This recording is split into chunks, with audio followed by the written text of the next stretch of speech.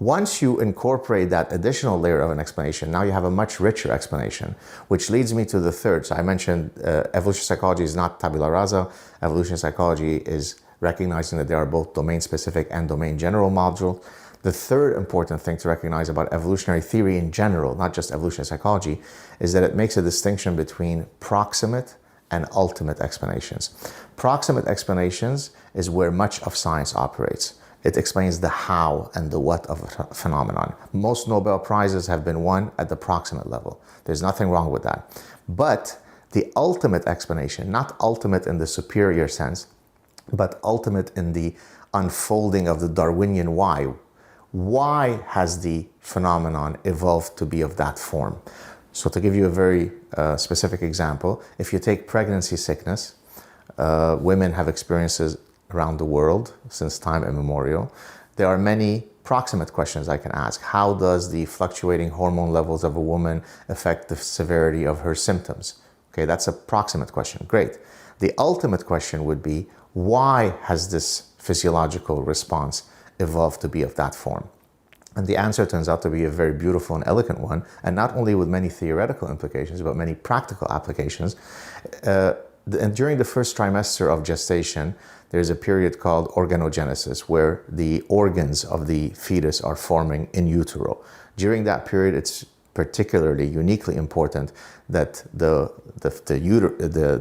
fetus not be exposed to teratogens. Why do women love pickles when they're pregnant?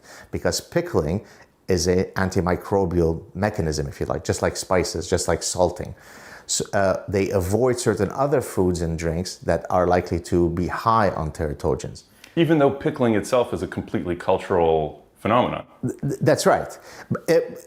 Right, but so the manner by which you resolve the microbial problem might manifest itself in slightly different ways across different niches, but you would expect that these cultural adaptations ultimately are rooted in some biological cause. Okay, so now, so number one, women are attracted to certain foods, avoid other foods when they are during this period. They feel nauseous. And then the final insurance policy is that they vomit. They vomit because if by chance I have been exposed to some of these dangerous pathogens, then I'm going to expel them. Now you might say, okay, that sounds like a great theoretical explanation, but who cares? How do you test this? How do you know this is right? How do you know this is really an adaptation? Well, it turns out that women who experience more pregnancy sickness are less likely to have miscarriages. Women who experience pregnancy sickness more are more likely to have a good outcome in terms of having a healthy child upon giving birth.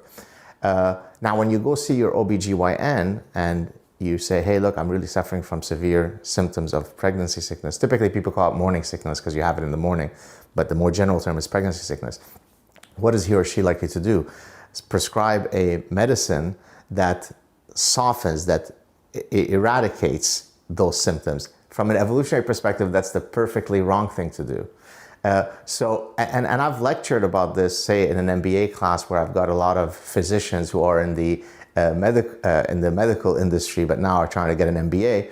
And then they'll come up to me and say, Dr. Saad, how come I didn't learn all this stuff in medical school? Well, because you don't learn about evolution, even in medical school, where you think it would be very natural for you to learn it. So a colleague of mine, Randy Nesse, who's been on my show, is one of the pioneers of evolutionary medicine. He's a physician himself by training. And he's trying, if you'd like, to Darwinize the medical school curriculum, not unlike how I'm trying to Darwinize the business school. So that gives you a sense of evolutionary psychology in general.